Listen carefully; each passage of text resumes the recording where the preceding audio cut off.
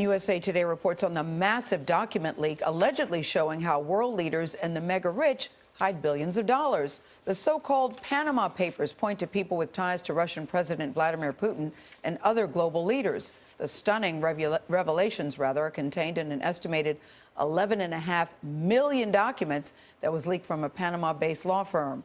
They show how the ultra-wealthy and powerful create shell companies. Don Daler is here with a leak nearly 10 times larger than Edward Snowden's. Don, good morning. Good morning. It's not illegal to have an offshore company, but one purpose of a so-called shell company is that the money put in it can't be traced to its owner. The practice allows people to hold cash and move cash under a corporate name without international law enforcement or tax authorities knowing who it belongs to. An anonymous source provided nearly 40 years' worth of documents from a law firm in Panama named Mossack Fonseca, which helps establish offshore bank accounts for the world's wealthiest people.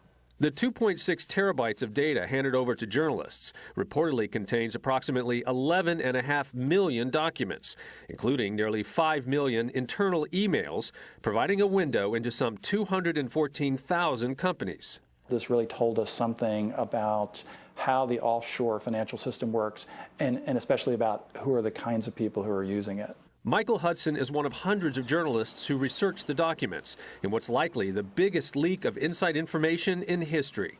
The same system that politicians and the mega wealthy and billionaires are using to move money and do transactions is also being used by criminals, Ponzi schemers, drug kingpins, you name it, to hide their corrupt businesses. Among the 12 current or former heads of state named in the investigations, the presidents of Ukraine and Argentina, and the king of Saudi Arabia.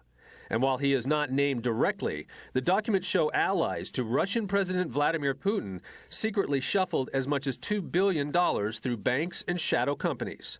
What can you tell me about a company called Vintris? The Prime Minister of Iceland, who rose to prominence after the country's financial crisis, walked out of an interview last month when he was questioned about his ownership of a shell company that held nearly $4 million in bonds in the 3 major Icelandic banks. Secrecy is a product that's bought and sold, and it costs money. The more secrecy you want, the more you pay.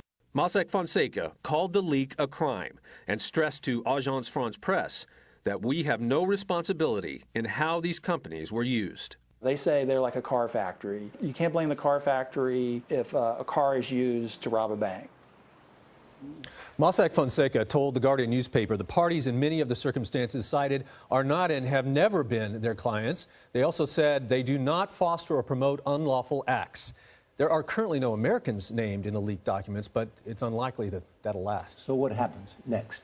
Well, 11.5 million documents takes a long time to go through. That's why there are some names that will be revealed that have not been revealed yet, because there are journalists poring over this documentation even as we speak. Yeah, and how many people are quaking in their boots going, boy, I hope my name doesn't show up on one of those 11 million pages.